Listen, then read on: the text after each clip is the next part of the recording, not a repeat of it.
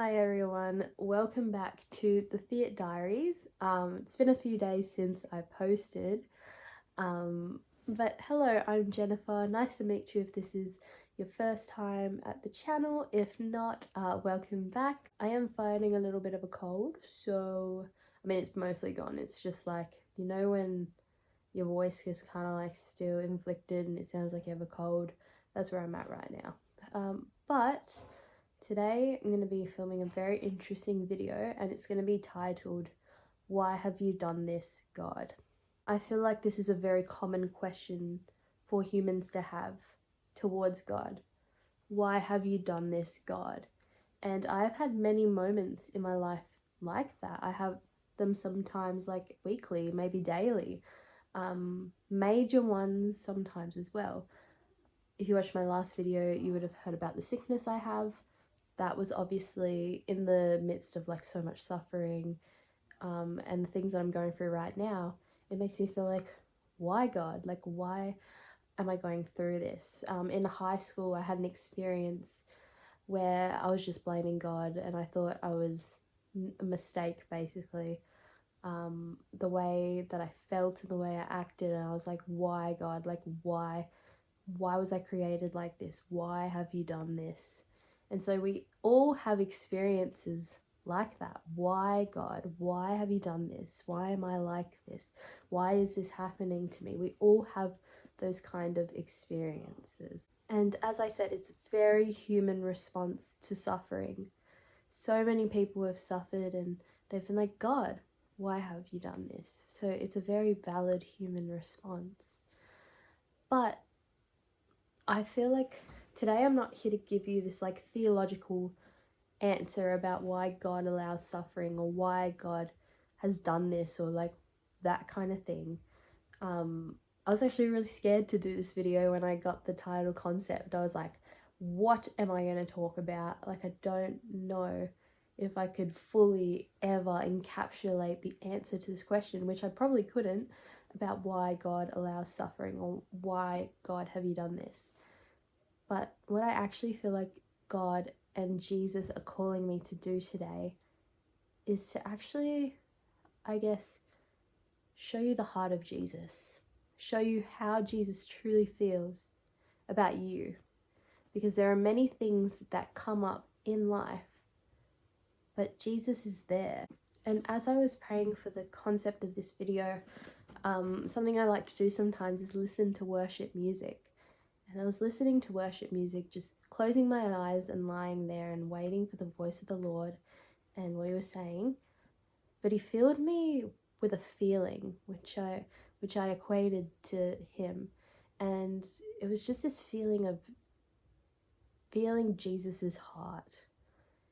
Feeling his heart and feeling his heart break and his brokenheartedness at what we think in those moments when we're like, why God?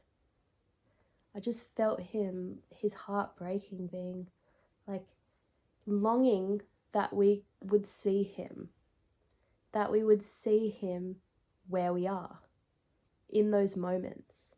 That in those moments when we suffer, they are very difficult and dark moments. And they're often moments when the enemy attacks and tries to bring us away from God, because how could a good God allow this to happen? If I'm like this, if I'm this way, then how could a good God allow that? Why would he allow me to be this way? Obviously, we have free will, but what Jesus was really putting on my heart, and I could feel on his heart, was just, again, this brokenheartedness of, I wish they could see me. I wish in the trials and in the suffering, they could see me. They could see my love for them, and they could see how much I wanted to give them. That we would see how he wanted to comfort us. That in the moments, instead of just laying in despair and waiting in despair, that we would actually look for him. Because he is always there. He is an ever-present presence. It sounds like a bit of a tongue twister, but he is ever present in our lives. He is always there. He never leaves us nor forsakes us. In fact, in Deuteronomy 31:8, it reassures us that God is always with us. it said, "It is the Lord who goes before you. He will be with you. He will not fail you or forsake you. Do not fear or be dismayed." So there's no reason to fear or be dismayed in these moments because the Lord goes before us. He is always with us. He is an ever-present help. And so in these moments, Jesus is always there. He's always there. But sometimes we don't look for him. Sometimes we push him away because we want anything else in that moment, or we're sad about what he has allowed, what God has allowed in his will. But his heart is breaking and he just wants us to see him, because if we saw him, we would find love and we would find mercy and we would find forgiveness and we would find him. He would draw close to us if we drew close to him. This is my boyfriend's dog Louis. I heard him scratching at Christian's door and I was like, oh, he's so cute. He should be in the video. So here's Louis. Louis! This is Louis. Woo. I mean, if you don't make too much noise, you could stay, Louis. But anyway, experience I had in the beginnings of my sickness, I guess I'll share it. But when I was first experiencing sickness, I blamed God a lot for it. And I wasn't expecting it to be a long sickness, so I was like, you know what, I'll use this time to like catch up and binge on shows and movies and stuff. So I allowed myself to draw away from God and not to pray often and not to pray as much. But when it turned into like a months-long sickness kind of thing, I had that distance from God come in, and it was very challenging. And in drawing away from God, I started to kind of resent him, but to also lose hope of healing. And I think sometimes you can backslide into sin, and I found myself backsliding. I found myself backsliding into a lot of the old sins that I used to find myself in. I won't go into detail about what they were, but yeah, I found myself backsliding, and I started to feel physically sick from the sins that I was committing. Like, for example, I would swear a bit more, and this one time I was swearing a lot at dinner, and every time I swore, I just felt like physical sickness come over me and like the need to retch and vomit. And that night, I was like, Christian, I don't understand. I feel so sick. I couldn't even drink water and feel okay. Like, that's how sick I felt. And he went home and he messaged me and he was like, you need Jesus. You need Christ. Like, you need to believe that he is wanting to heal you and that he's there. You can't keep avoiding him forever. And so in that moment, I decided to play worship music to pray. And immediately I felt way better. Like, I could drink water again. I wasn't having as many like of the sick feelings. I was still sick, but I physically felt better within that moment. And if I just realized in that moment that Jesus was calling to me, that Jesus, even though I had sinned and even though this was happening to me, that if I just drew to Jesus, he was already there. He was already there waiting to draw closer to me. He gave me the healing that he was wanting to give me. He gave me that healing. And so in these moments where sometimes we're asking, why have you done this, God? Like, maybe we pause and think, like, have we actually done this to ourselves? And we're closing off healing. We're closing off love. We're closing off Christ, who wants to come into our hearts and he wants to comfort us and guide us. Are we the ones that are doing this to ourselves? And I've had many moments when I was doing it to myself, or the darkness of sin and temptation, or the enemy was bringing about sin in my life, and that's what it was. That is what was doing it to me. Sin was doing it to me. I was doing it to myself, and yet we blame God that we don't feel joy, that we don't feel peace, that we don't feel good. But what if Jesus was there? He's there wanting to offer us his love, his acceptance, his mercy. Again, his heart is just saying, come to me. I want you. I love you. So you guys probably know, because it's one of the most essential truths about our faith, but Jesus also experienced suffering. He experienced every suffering that there was. He experienced grief when, for example, his father died when he was quite young, and also his cousin was murdered. So he experienced grief. In his own suffering on the cross, he experienced intense, brutal, physical pain, pretty much to the whole of his body. He experienced mental, pain.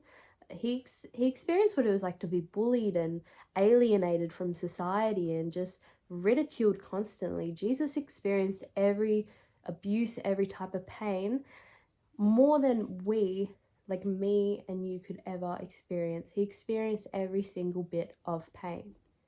And he not only experienced that kind of pain, he experienced ours as well on the cross. And so Jesus knows what it's like to ask this question. Because on the cross, when he was up there, he said words from a psalm that David had written.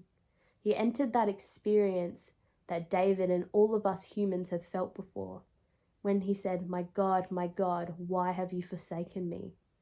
He entered what it was like to feel separation from God. When he died on the cross, he entered suffering and our suffering and what it felt like to not have that close relationship to God, to feel separated.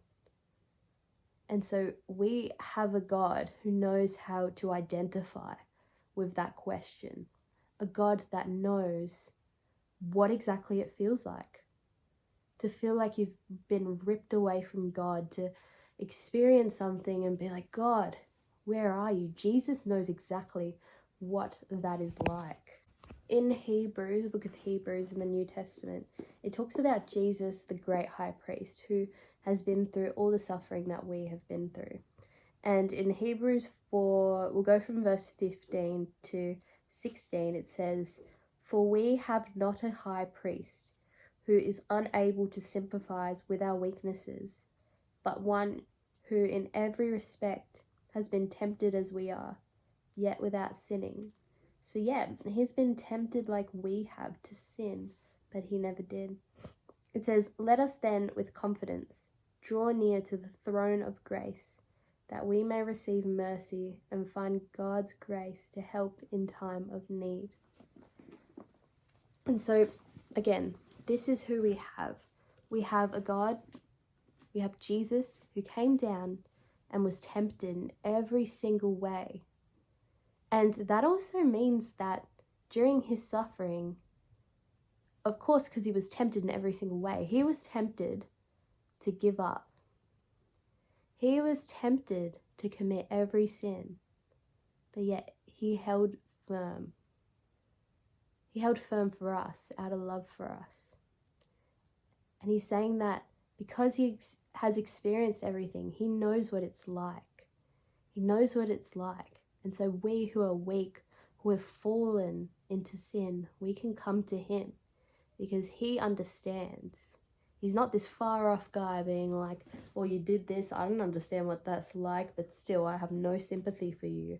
But he sympathizes with us. He knows what it's like. And so we can trust in him. So in those moments when we suffer, when we have those moments where we're like, where are you, God? Like, why did you allow this to happen, God? When we have those moments, I want to present a little bit of a question you can ask yourself. So as I said before, Jesus's heart breaks because he wants to be close to us in those moments where we're like, where are you, Jesus?